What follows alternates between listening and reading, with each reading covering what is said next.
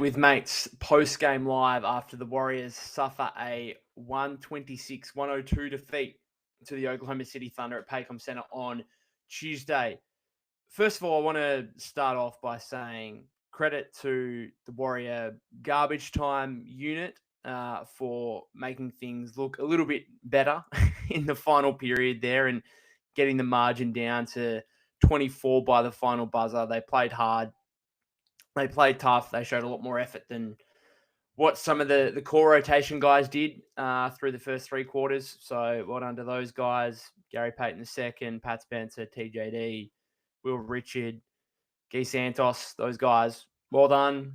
And the other aspect of this is well played to the Oklahoma City Thunder. Clearly the better team. And we're going to talk a lot negatively about the Warriors, but we shouldn't take away from the fact that the Oklahoma City Thunder are the reigning NBA champions.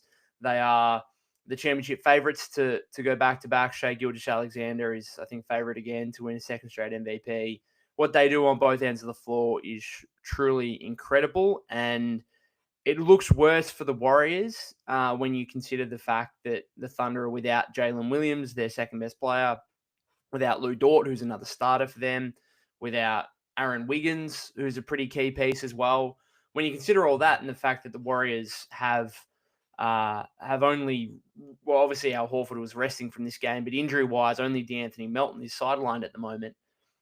When you consider that, it looks even worse from a Warrior perspective. But I'm watching some of it thinking, geez, the Thunder are just so well-drilled in everything they do. It's just a pleasure to watch. Really, it must be said. Some of the Shai stuff I've said previously, and I'll continue to say, some of the Shai stuff with the foul baiting isn't great, but man, you cannot deny they are so well drilled, so well coached. Just very, very little weaknesses. The one weakness I would say is their three-point shooting. I don't think they're a great three-point shooting team, but they always generate reasonable three-point looks because they are able through Shai to penetrate defenses. So what they're able to do offensively, what it shows that they're able to do offensively, what they're able to do defensively with not only having the guys on the perimeter that were just locked into Steph and basically had him in jail, it must be said, with Cason Wallace, Caruso, and again, they were missing Dort, who's an all-NBA level defender as well. But then if you actually manage to get past those guys, well, there's Chet Holmgren and Isaiah Hartenstein waiting for you at the rim.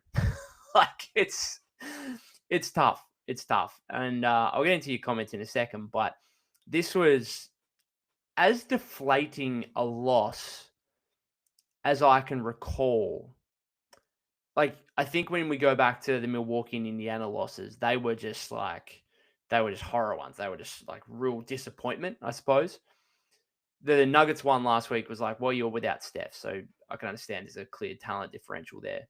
This one was like, this is as deflating a loss because it made me for the first time really consider whether the Warriors and their veteran players with Steph, Jimmy, and Draymond are capable anymore. And I don't say that lightly. I don't say that statement lightly. Are Steph, Jimmy, and Draymond capable anymore? And what I mean by capable, I mean of really challenging any team on any given night. Because, you know, what they did at the end of last season, they look capable. They were one of the best teams in the league following the All-Star break. Okay, Steph doesn't get injured. Maybe they get to the Western Conference Finals and face this same Thunder team. Started the season pretty well, 4-1. A few professional wins in there. And now they've been really poor over the last 7 games. And I was just watching particularly Steph in this game. And I'm not writing off Steph Curry. Like, he's incredible. We know that. But he looked pretty poor before this 3-game absence. And I'm watching him in this game, not just offensively, but defensively as well. And I expected him to be locked in. I expected him to come back and put in a really big performance. Historically, he plays well against the Thunder. Historically, the Warriors play the Thunder well. And that's why I actually had, even though it's the Thunder, they're 10-1, they're the reigning champs, I actually had some expectations going into this game that, hey, the Warriors will at least make this very competitive and make it close and potentially even get a win. I had legitimate belief.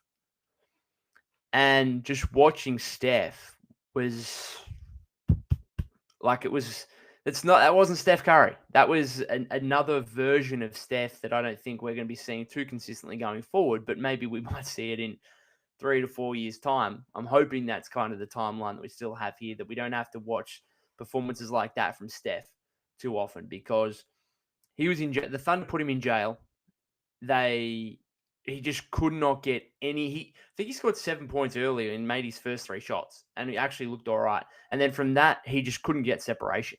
Couldn't get separation on jump shots. Couldn't get past guys. When he did get past guys, he couldn't finish over Holmgren at the rim, and it just looked pretty ugly, it must be said, and a really disappointing Steph Curry game. Like, really, really disappointing. And we can talk about, I mean, there were very, very few positives. The only positive from this game, you would say, is, well, you've got a second night of a back-to-back against the Spurs, and you got to rest. Or, like, Steph only played 20 minutes. Defensively, the Thunder kind of hunted Steph, and he just did some dumb things defensively. He picked up 5 fouls in less than 20 minutes. He had picked up his 5th foul 2 minutes in to the third quarter. The first one, just touching, was it Wallace, I think, or someone out on the perimeter, just putting his arm on, like his hand on their arm. I'm like, what do you need to do that for? Like, that's just dumb. So not only was Steph bad in this game, but he just wasn't locked in to me whatsoever. It started, like, I suppose, with the flagrant one foul at the end of the first quarter, 1.3 seconds left on the clock. Isaiah Joe is well beyond the 3-point line, and you commit a reckless closeout. That's your first flagrant one foul of your career. Like, the Thunder are too good for you to be making those kind of mistakes. You cannot afford to do anything wrong against this team. And the Warriors just, as they often do, and I want to give the Thunder credit because they force you to make mistakes, right, with just how good and how well drilled they are. But you can't afford to make a mistake like Steph Curry did at the end of that first quarter, which was a huge turnaround where Moses Moody hits the 3 at the end of the first with 6.3 seconds left or whatever. It's cut to 3. Okay, reasonably competitive first quarter. And then Isaiah Joe gets fouled by Steph, makes all 3 free throws. So it's a 6-point game. And then they take Moody's 3 away. So it's like back to 9. It's like, oof, that's a rough sequence. And it felt like the Warriors are playing uphill ever since that point. So it was just a really disappointing Steph game. Draymond's defense, to me, has fallen off a cliff. I don't even know what was worse in this game. The offense, which you just could not get by any guys at the perimeter. You couldn't not do anything offensively. And then defensively, the miscommunication, the easy baskets, the easy looks the Thunder were getting from everywhere on the floor, whatever they wanted. Fouling, send them to the free throw line. Steph, again, 5 fouls, just dumb. Like, the 5th foul, what are you doing? Like, there's no need to, like, reach in and do, just, like, keep your arms, like, by your sides, man. What are you doing? Pod's 5 fouls by the third quarter. Draymond, 4 fouls.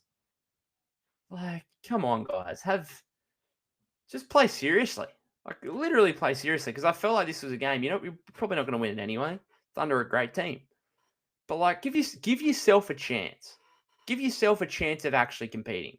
And I don't think the Warriors and their veteran guys did that in this game. So, anyway, I'll go through your comments here, guys, because there's a few in the chat. Dandex says we suck. Only 1 good quarter. Well, yeah, 1 good quarter in the 4th, and I'm taking nothing from that because it was the garbage time units for both teams. So it doesn't really matter either way. Empire says we aren't making the play-in. I'm not going too far. I don't want to overreact too much. Like, the Thunder are the best team in basketball.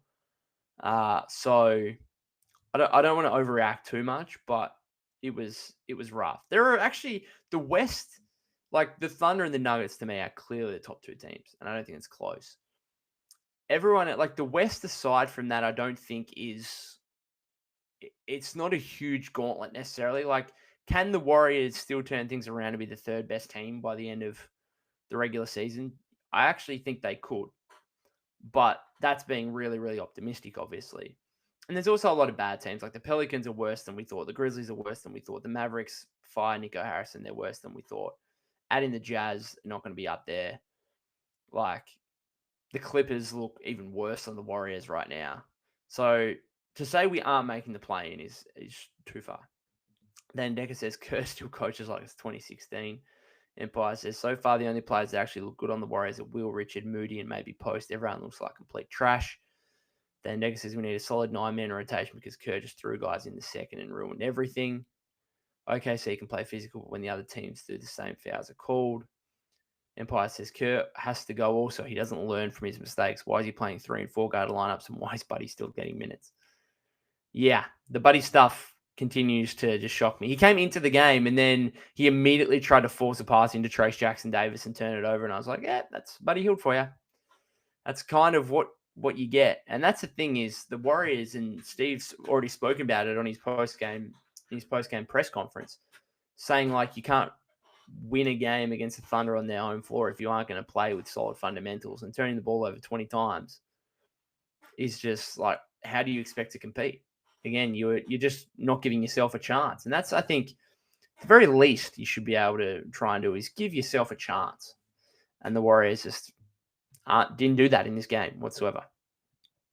Emmy says we would have lost regardless. We kept getting stops in the first, and that's what kept us afloat. And Steph started going 3-3. Aside from that, the whole game, the offense was terrible. Then Dex says, Wemby going for 50, 20, 15 tomorrow.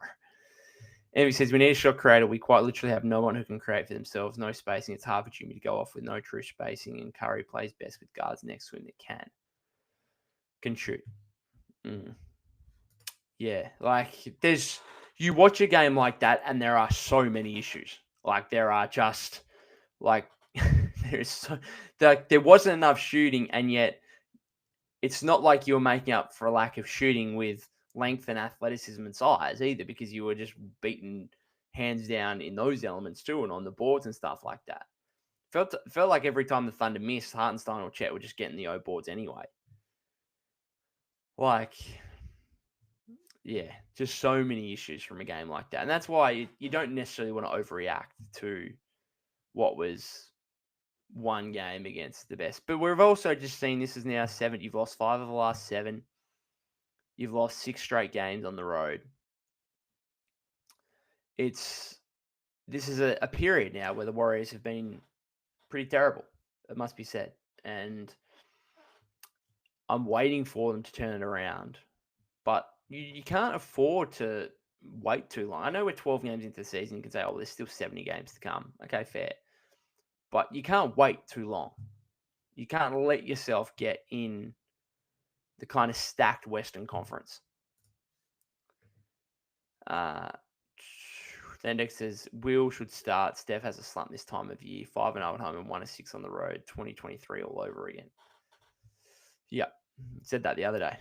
Envy said, I'm sure they are. It's the surrounding players. They can't shoot. They turn the ball over. Easy consistency. It's so bad. Thanik says, when does our schedule get easier? After this 6-game road trip, I'd imagine. Empire says, Curry forcing shots, Draymond forcing turnovers, and Jimmy spent half the game not trying to score at all. Good point. That's the issue, is that Steph forcing shots, Draymond's turnover issues are problematic. And Jimmy takes 3 field goal attempts in this game. Now, he did, in fairness, it only says 3 because he went to the free throw line 8 times.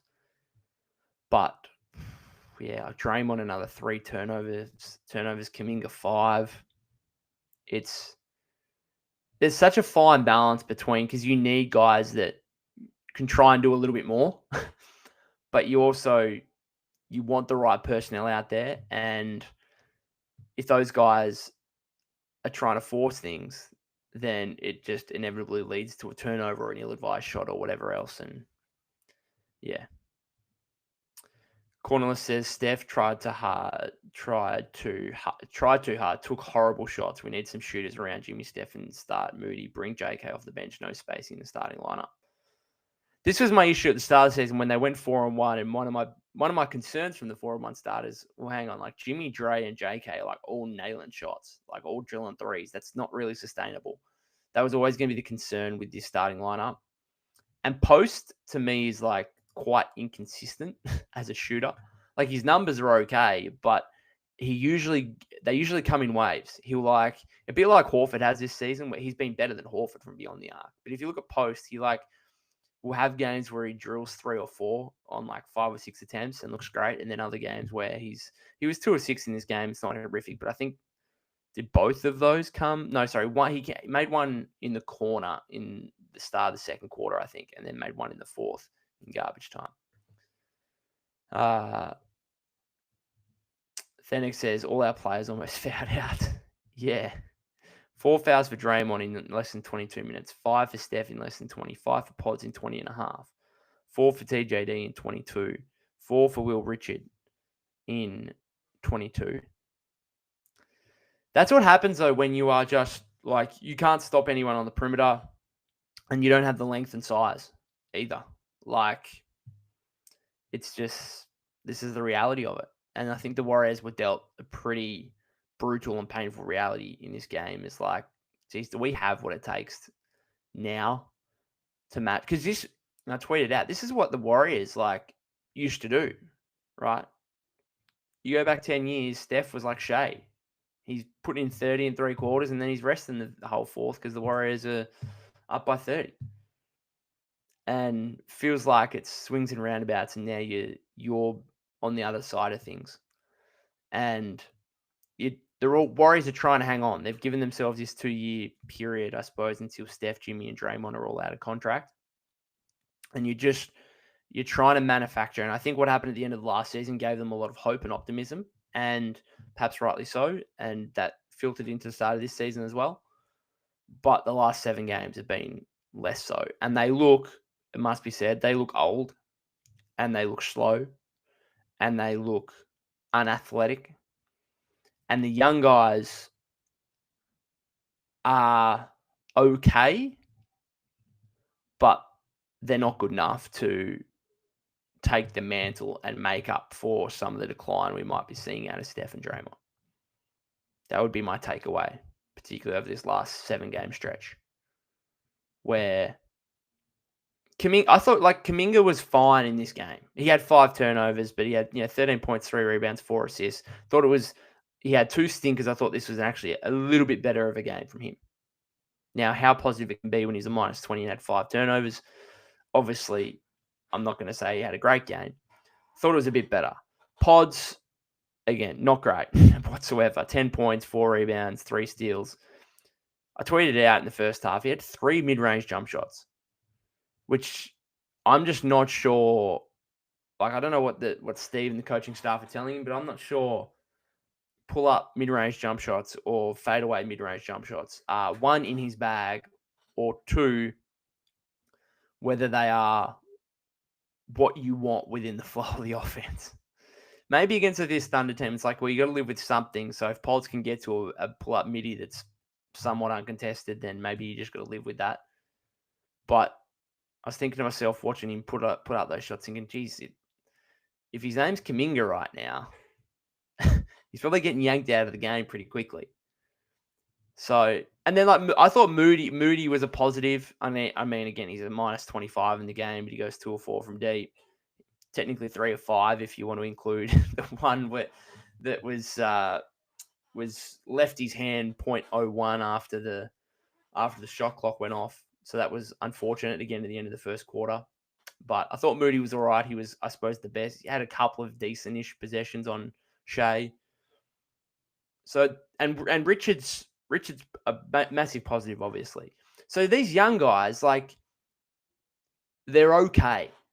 They're like legit rotation pieces for you. Okay, that's fine. Are they budding superstars that can make up for the decline in the veteran guys and can take this franchise forward? No. So it's really in the eye of the beholder and how you want to view them. But the reality is that if the Warriors want to be in contention, they either need Steph, Jimmy, and Dre to be way better, or they need the young guys to take a major leap. And we're not getting that at this point. So, again, we're 12 games in. You've got flexibility on the trade market. There are teams that are struggling for sure, and that you could be a buyer and you could get something. Will we get to a point mid-season where the Warriors is like last season, where it's like, well, let's just do something to change it up. Let's just try and get something different in here. There's already talk, Anthony Davis. I'm not sure the Warriors are getting Anthony Davis because of the contract complications, but I don't know. Like this, some of this stuff is, yeah, it's going to be interesting to see what happens in the coming months. Envy says no one can create. Last time we won was with Jordan Poole being able to shoot it versus any defender really when he was on. We have pods in that spot now. The difference is unreal. Then Decker, that closeout happens to Steph all the time, but the refs ignore it. Fair. Envy says, I think the reason Curry started fouling and playing more careless was because he didn't think they could win. He started 3-3 and no one else could shoot anything. I actually agree with you. I think there was a real lack of care factor. But sometimes I think you've got to have some pride in your performance, right? And again, that's unfortunately, like if we're saying Steph didn't really have that, that's when you've missed 3 games in a row, when your team's struggling a little bit, like you're the leader, you're supposed to have pride in your performance every single minute and second you're on the floor. And maybe if you're a young player and you're down by 25 or 30, I could understand a young player looking around and thinking, geez, should I really be trying right now? But if you're Steph Curry, you're the leader of this team, you're trying to turn things around. I don't want to see, and I agree with you. I think he actually stopped caring, and that's a problem. That's a real problem. Cornelius says, Moody is our best on-ball defender and he can hit the open shot. Seems like him coming back into the starting lineup could be a very imminent move, I would imagine. And probably for Kuminga, as stiff as that is on Kuminga, if the defense is going to suck anyway, which it is right now, it actually is. Like, are we gonna have this Draymond off the bench conversation again at any point? Seriously, because you would argue so.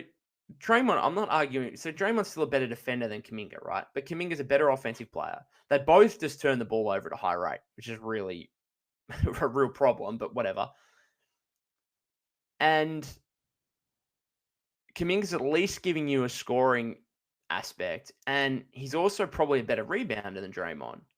So do we have the conversation where you push Draymond back to the bench and start Steph, Moody, Butler, Kuminga post? Or if you're not going up against the big, maybe Draymond can come back in. I think against the Spurs, because Steve said before the game that Draymond's a bit banged up and that he could miss second night of a back-to-back. Against the Spurs, that might be your lineup. Steph, Moody, Jimmy, JK, post. I'm fascinated. I'm interested to see what that looks like. Because if it looks any good, I ain't sure Draymond's an absolute... I wouldn't say Draymond's an absolute lock to come back into the starting 5 if that lineup looks any good. Now, am I saying it's going to look any good? Maybe not. Maybe too young and inexperienced. But just putting it out there.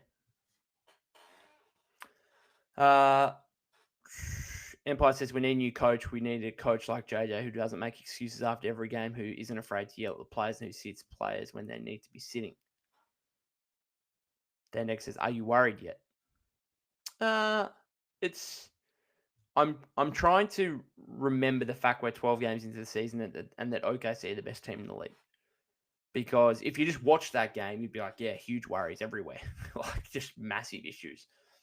But you got to try and remember the context. Early in the season, Steph may be rusty, obviously, after the 3-game absence due to illness. Plenty of time to turn things around. Thunder are best team in the league. Trying to remain somewhat positive. Empire says JK has to be traded. Warriors are giving him the ball too much just so he can be happy and score, but the guy can't handle the ball to save his life and turn over the ball too much. He's certainly... If the Warriors are going to be mediocre, and I mean like 500 or just above 500, he's certainly the piece that's going to be moved as almost like like Wiggins last season. Like did Wiggins deserve to be? Was he the one that deserved to be traded last season? No, probably not. But like he's the one that makes the most obvious from a contract standpoint. And Kuminga's the same. Like, again, I thought Kuminga was better than Steph in this game, and he was better than Draymond in this game. Okay. And his first 9 games of the season were good. His last 2 games before this one were terrible. This one was a little bit better. Even if we get like reasonable stuff from Kuminga, if the Warriors aren't good, then that kind of instantly means he's probably going to be traded.